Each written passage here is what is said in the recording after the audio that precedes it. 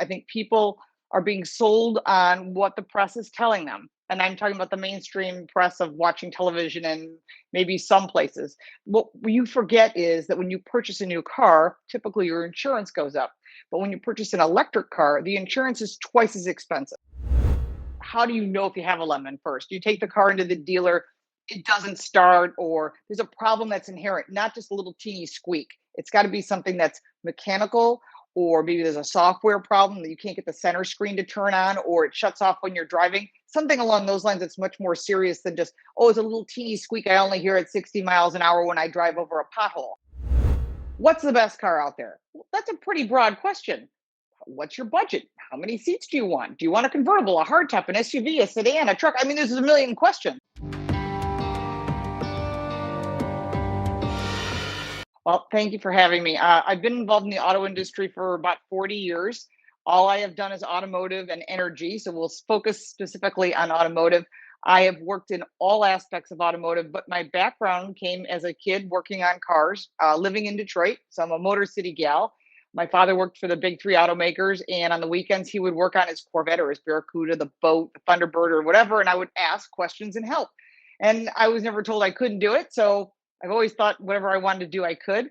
And when I turned 16, my father was not into racing. He just liked cars that were fast. I bought a Camaro, and the first chance I got, someone said, "Hey, do you want to go to a racetrack and try racing?" And this is back in the 80s, so it's a little different than it is today.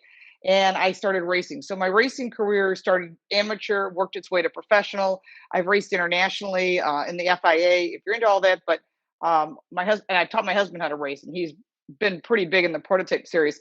But beyond that, I have so many different runs of different automotive. We restore cars, we make parts for the automotive industry, and I work in the auto industry reviewing cars. I'm a past president of the North American Car and Truck of the Year.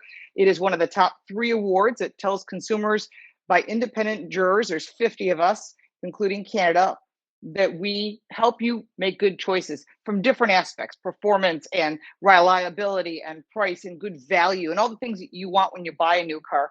But beyond that, I have been the car coach and had carcoachreports.com as well as on social media. And I also do Car Smarts, and I've been on every national news show that either exists or doesn't, from Oprah to every national news outlet, Ellen DeGeneres, Kelly and Ryan now, but it's changed hands. I have my own radio show that's syndicated.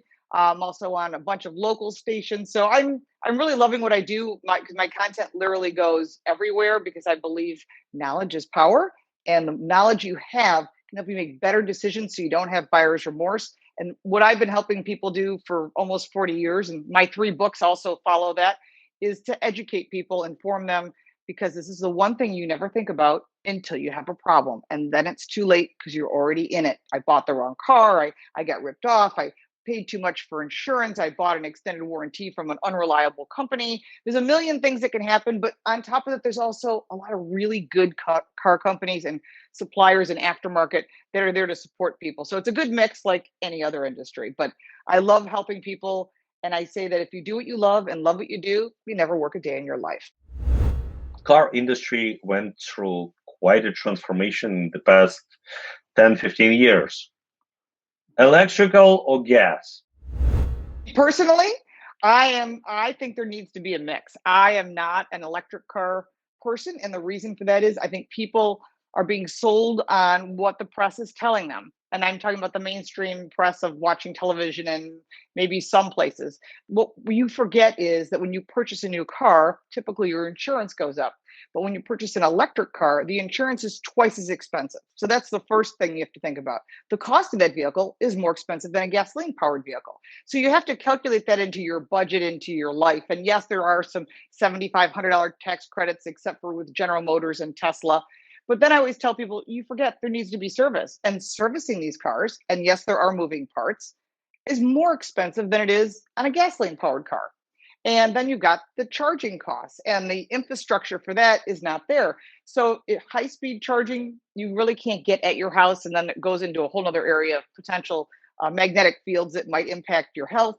But that is a whole nother conversation. But having that put in your home, having a level 2 charger or plugging it in the wall, that's your expense as well. And it starts to add up, and you start realizing, what are you really saving when you add it up? And if you look what we call in our industry cradle to grave, from the time the thought of the vehicle comes, all the components, all the rare earth minerals that go in those batteries, to the time that vehicle is done and it's parted and what's recycled can be, you'll find that electric vehicles are not that green. And they're equivalent to that of a gasoline powered vehicle. And the one thing about gasoline powered vehicles is they last a long time and they're becoming more fuel efficient. And there's a lot of recycled materials in both vehicles. So you're seeing a lot of great things. And I think one of the types of propulsion that's overlooked, actually, two of them. One of them is diesel. I'm a huge diesel fan. I have two diesel SUVs. They go 700 miles in a tank at 34 miles to the gallon. And the demand for used diesels is super high. So if you're looking for one, whether it be a Porsche, Land Rover, Jaguar, or a Volkswagen, good luck finding them because they're sold like that. And the reason for it is people that are doing their homework realize that. Now, there's also compressed natural gas and hydrogen, both of which are available online, and both have zero emissions and no tailpipes. So before you make a decision, look at your options, do your homework, because once you buy one of those electric cars, after 3 years, if you have to replace that battery, you're going to get a bill for close to $10,000. That's a lot of maintenance. You're not going to put that much into a regular gasoline powered vehicle. So I think that the answer is if you want to buy electric, you should do so.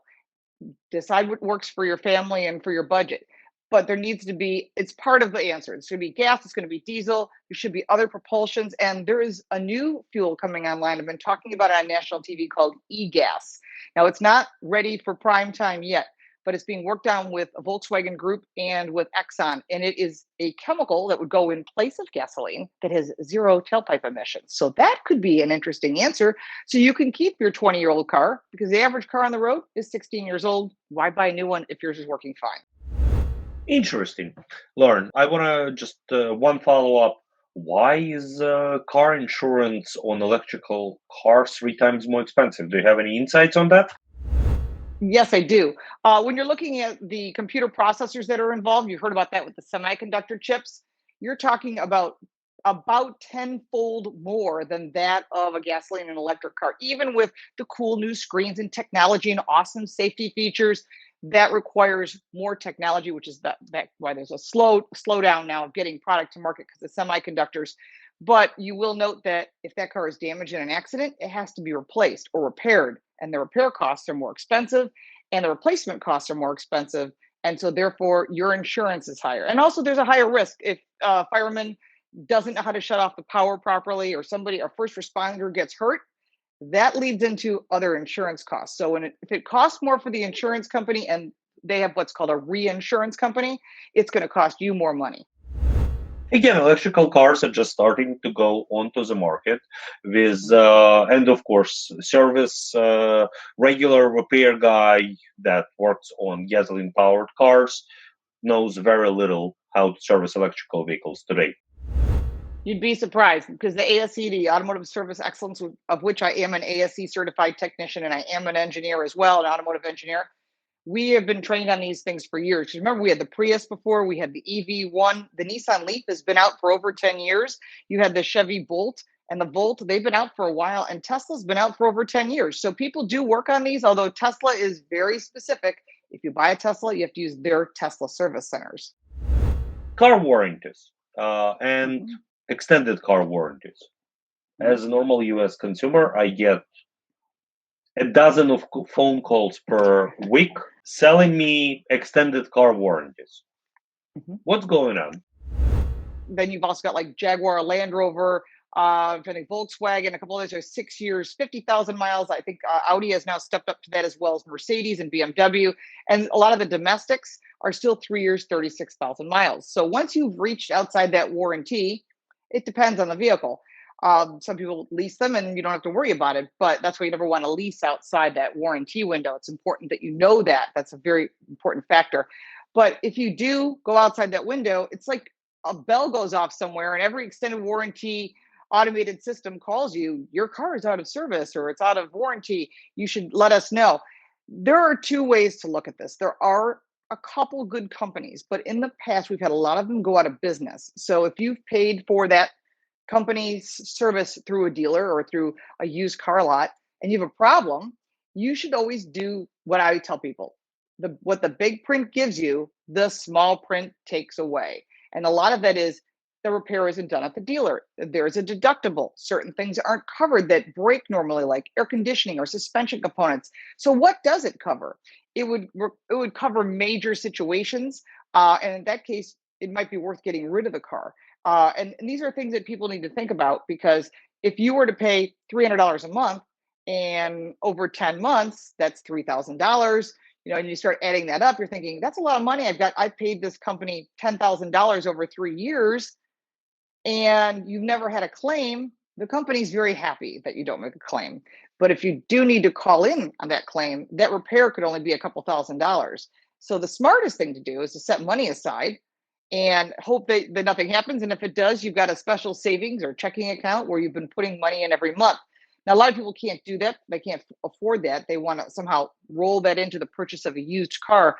You have to be careful which companies, and it's really hard to find a good resource to what is best and which plan to buy. And that's very difficult. There's a couple of websites you can go to, but pretty much every website's going to try and sell you on the same thing. The only thing that could be a problem is if that company goes out of business. And that has happened in the past, and the dealer or the used car lot that sold it to you cannot back it up. It's not them. You bought the service through them, but it came from a dealer. So you need to really think about, what am I doing with this car? How many miles am I going to put on? Are you using for long distance driving? You're just driving it around town, and you do that basic maintenance that it says to do in your owner's manual. If you do that, you shouldn't have problems. If you fail to go after the vehicle when there's a check engine light, you hear a squeak while it's braking, maybe it has trouble starting, or it's making noises in weird places, and you ignore it, that's when a little bill becomes a very large bill. And you hope to God that you have this extended warranty and that it's covered, because it's not covered under every single warranty. So when a person buys a new car from the dealer, we hear it a lot on our website. I bought a lemon. I bought a lemon. I bought a lemon. What does it mean? What are the right ways? Very often dealerships don't want to deal with it. Would you have recommendations to give to our consumers what to do if they believe that they got a lemon? That's a good question. If you have one, how do you know if you have a lemon first? You take the car into the dealer, it doesn't start, or there's a problem that's inherent, not just a little teeny squeak. It's got to be something that's mechanical, or maybe there's a software problem that you can't get the center screen to turn on, or it shuts off when you're driving. Something along those lines that's much more serious than just, it's a little teeny squeak I only hear at 60 miles an hour when I drive over a pothole. They're not, that's going to be a tougher one to track down, and it's certainly not going to qualify for the lemon law. So you have to be reasonable in what the problem is. So when you take it in, you want to have documentation. You don't just want to hand the keys over and say, here's the problem, fix it. What you want them to do is write up a work order.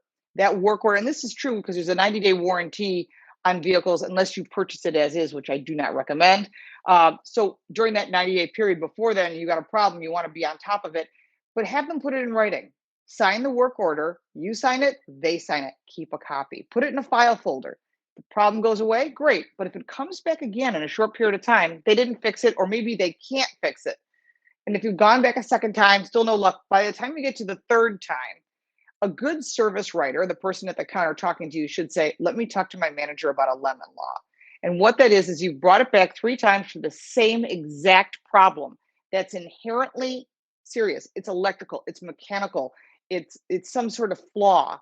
In that case, what will happen is the service manager will get involved and they'll help you with a lemon law. Now let's say they don't. Too bad. Bring it back 4, 5, 6 times.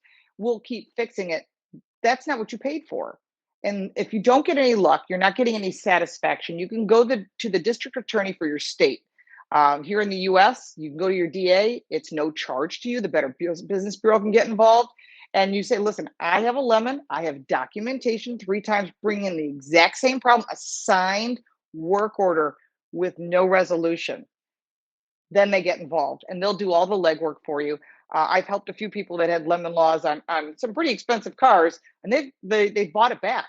And the nice thing about it is you can buy from that dealer, or you can take the money and go to another dealer, or you go to another brand if that's what you choose. But know that when you're building anything, whether it's a phone, a computer, a refrigerator, or a car, not everything's going to be perfect with every single item that comes off the production line. So what is important to highlight here is 3 times with the same problem. If you got a vehicle that is really not well put together, and you are getting a problem one after another. Does lemon law require same problem 3 times? That's typically what they call a consistent issue in the court of law. But if you come in and you say, hey, the engine blew, and they go, we'll get you a new one. Remember, that's going to decrease the value of that vehicle if that engine is not the original engine. And guess what? They report that to Carfax and vehiclehistory.com and a bunch of others. And the result of that is your vehicle could lose some of its value. So that's something to keep in mind. So if your brakes fail the next week and then you come in, it's the transmission, then the air conditioning, you've got a real problem. At that point, you should be in-person conversation with the general manager of the dealership, whether it be used car, new car, or whatever, and say, we have a problem. You should be aware of it. And remember, this is a business deal. Going in and screaming and yelling and making a scene, anybody can do that. But going in and saying, listen, we have a problem. How can we resolve this so that I'm a happy customer and you sell a vehicle? Typically, they'll contact the manufacturer who will buy the vehicle back. Of course, everyone makes their own decision on whether to buy a new vehicle, maybe a used vehicle, maybe a dealer used vehicle, right? Mhm. Maybe a rental car. I saw a video on your platform where you are considering making a recommendation on the purchasing a rental vehicle, vehicles that used to be in rental service. What is your view on purchasing used vehicle?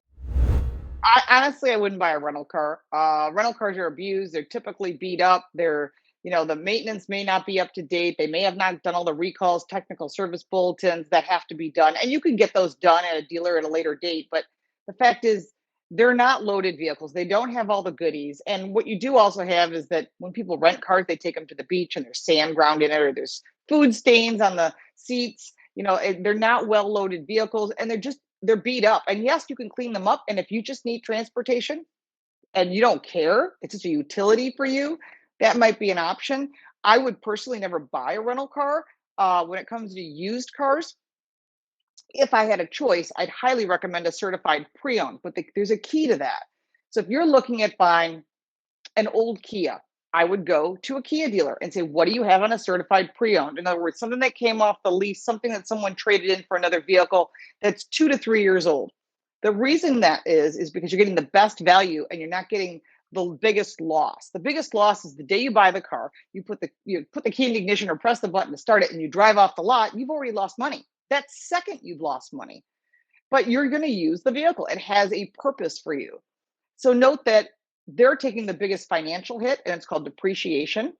And after the certified pre-owned hits, then you're getting the best value. But you don't get to pick the color, you don't get to pick the options, you don't get to pick anything about it other than what it is. But typically, there is still some warranty left on the vehicles that offer long warranties. But if you're looking at a used car, I always tell people don't just buy a used car off of a friend, someplace they call them curb stoners, people that sell on street corners and off their front yard, or a used car lot without taking it to an ASE certified technician. They have the blue and white gear. I'm an ASE tech. I don't wrench on cars. I have in the past, but mostly my own. But I tell people to have them check it out. It's about $125, $150. They're going to literally go through that vehicle top to bottom. They're going to open up the cover that's on the fuse box. They're going to look underneath. They're going to take the wheels off. The reason you want that, if it's a flood damaged car, you want to walk away.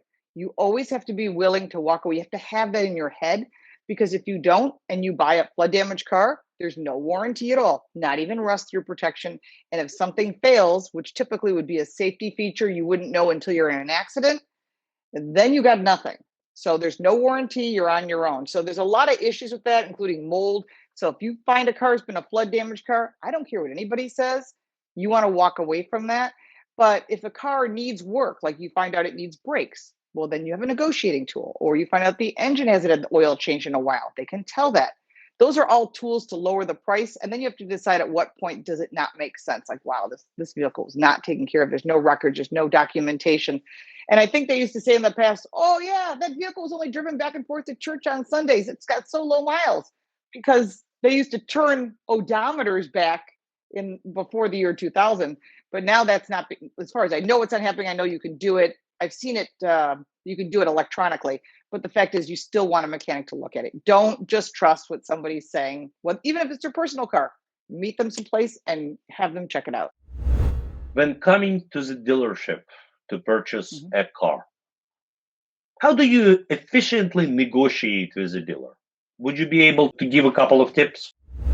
So, from a consumer side, I think what people are starting to do now, especially because of COVID, is they've got a lot of downtime because they're working from home. And I always tell people the first thing you should do is kind of decide what you want. I've had more people ask me that, like, it's the first line in my third book, which is, what's the best car out there? Well, that's a pretty broad question. What's your budget? How many seats do you want? Do you want a convertible, a hardtop, an SUV, a sedan, a truck? I mean, there's a million questions.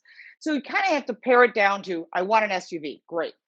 What size do you want? Do you want, like, they come small, medium, large, and teeny even, and then the extra large. So you have to kind of decide of the, I think it's now 7 different variants of sizes, what fits with you. Do you need a third row, a two row? So once you kind of decide, all right, I've kind of found out that I want a smaller SUV.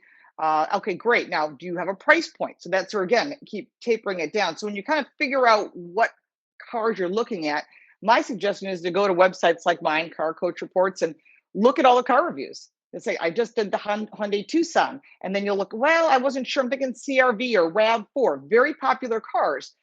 Go and look at everyone's reviews, get a multitude of opinions, not one, but I mean like 3 or 4. It's the smartest thing you can do because then you can see the strengths and weaknesses that each person finds. And we're all going to find different things. Now that you kind of know, I'm down to like, oh, I'm going to say it's either a Hyundai Tucson or a CRV. Great choices. Then you know you're going to 2 dealers to test drive cars. So when you walk in the dealership, they're going to ask you. They're not supposed to. I used to be a dealer trainer. They're supposed to find out, what are you looking for? How can I help you? Not direct questions. You do not want to deal with a salesperson who says, so are you buying or leasing today? Do you know how much you want to spend? Well, how much can you afford a month? Those are not questions you should be looking at right now. Right now, you want to decide you've done your homework. You've got a file folder full of information. And you can print it out if you want, or you put it on your phone or your iPad. And what I tell people is go in and say, tell them up front, I'm not buying today. I'm test driving today. But I will take your card when I'm done and I will let you know what I decide. And as long as you follow up, it's a business deal. It's not a flea market. And I tell people that all the time. So when you go in, you test drive the car, you've already set the groundwork.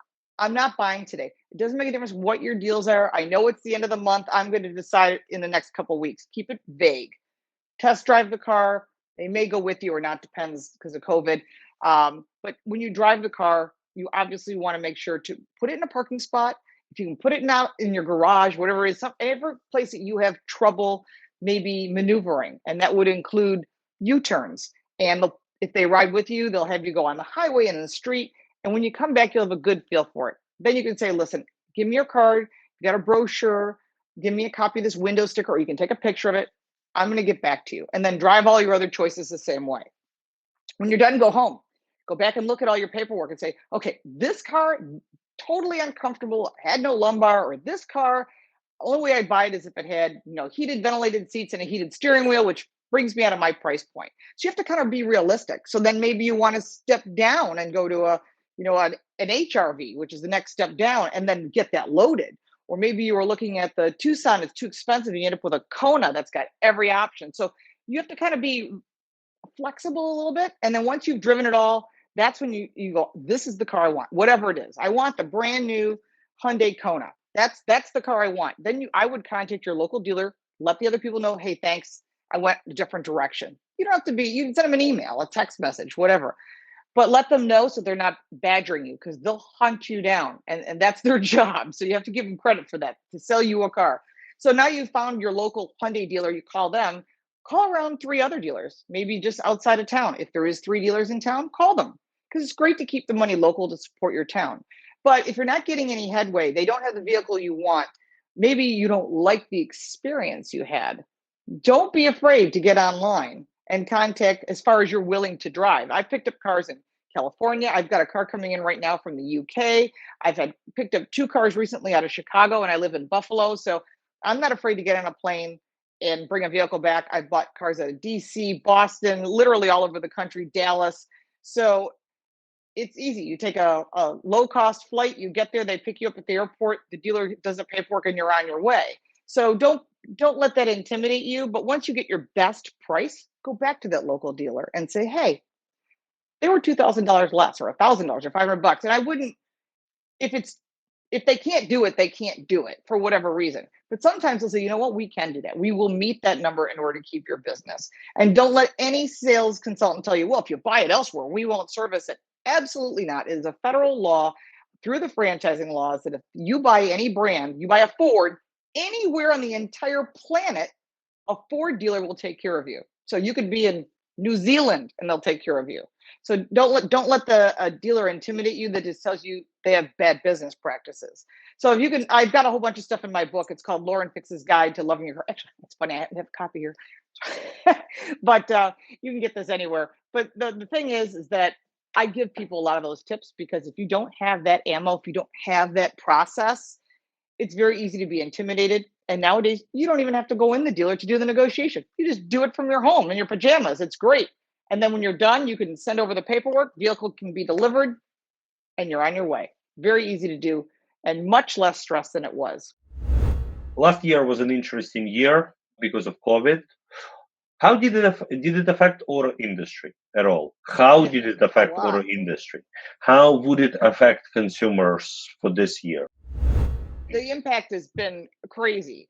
Starting with the fact that at first no one knew what to expect, so everyone was kind of locked down. Uh, Most auto dealers, depending on what state, were allowed to remain open because they're considered essential because you need transportation, as is the repair shops. But then on the other, and it's funny because I had a lot of people calling me who lived in New York and San Francisco and who didn't have cars. They said, I need a car like now, like today, for the end of the day. Two of them were anchors on different national news networks. And I'm like, okay, I made it happen for them because it's the right thing to do, but that's the worst way to buy a car. So you have to look at what the situation is. Everything shut down, production of cars shut down. So what was left in the dealer funnel, in other words, that were produced, waiting to be delivered, got delivered. What was on the lot was there. Leases were being traded in, but they had nothing for them. So some people were extending their leases, and that hurt the dealer because they couldn't get them into a new car. Plus, they didn't have enough inventory to give incentives or discounts to get you into a new car. So people started looking at used cars. So you watch new cars have less inventory, less incentives. Used cars went up 10 to 15%. You were looking at trucks and large SUVs at the highest point because a lot of people lost jobs. They said, I've got this great skill and I'm going to use a pickup truck for that because you can do anything with a truck. And you started watching all the prices of everything go out of control. So now that we're back up on production, now we we actually have two issues that most people don't know about. One of them you may have heard of, the semiconductor, the chip shortage. That's partly China penalizing us because of the tariffs that they don't want. We're only getting about 80% of the chips that we want. They're looking at other suppliers from other countries and other materials. But in the meantime, they've got cars, they can't produce cars. So they've shut down plants. There's no overtime when they were trying to catch up. If you're looking at a new F-150 pickup truck, they're fabulous. We reviewed them, actually went there during the middle of all this COVID to test drive one.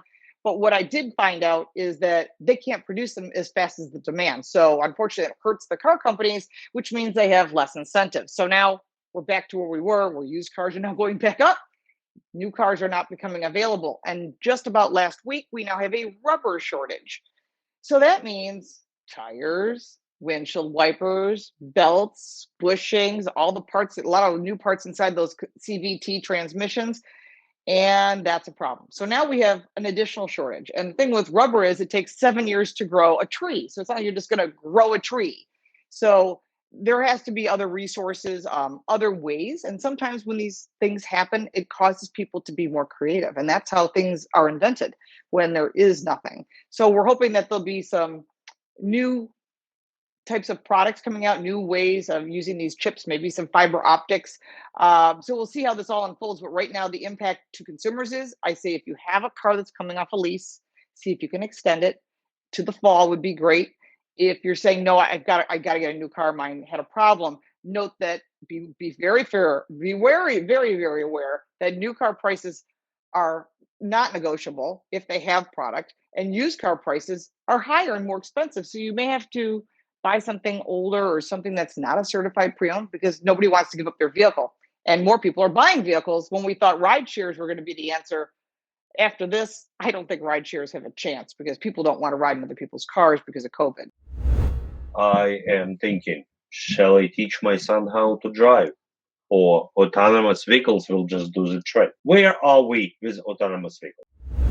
Well, here's the truth. I was sitting with the CIO, the chief information officer of a very large car company. I will keep that person's name to myself because I don't want to expose their information. But we sat 2 nights together at dinner. I was test driving the Hyundai Tucson just last week, and I had that conversation. He was talking about interfaces and technology and firewalls, and and I told him, I said, here's because we were talking. He asked my opinion of autonomous cars. He said, in 2009, I rode in an Audi from Palo Alto, California, where the software was developed, all the way to the Consumer Electronics Show. We stopped at the border. We changed license plates. We had someone riding with us, and it was so weird that you wanted to sit with your arms crossed. It was like, I want to grab the wheel.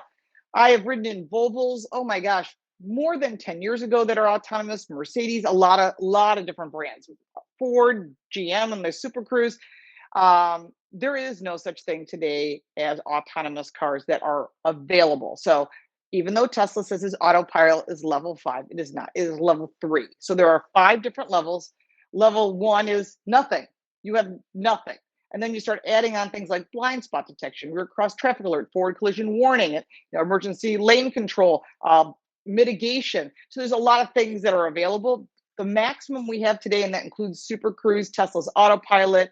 Nissan has a Pro Pilot 360. So there's Co-Pilot 360 from Ford. Whatever you want to call it is level 3. No one is beyond that in a production car. Now, why will you not see autonomous cars? And this CIO agreed with me. He says, you're very smart that you caught this because a lot of people don't. There are 5 reasons. First off, people love the self-parking stuff. They show their friends because there's a lot of cars that have self-parking. One of the first ones was Ford. They did with the Lincoln, it would parallel park. Now just perpendicular, or you can get the car like smart park where it comes out of the spot from Hyundai. Well, that's cool, but you show people every once in a while and you don't use it on a regular basis.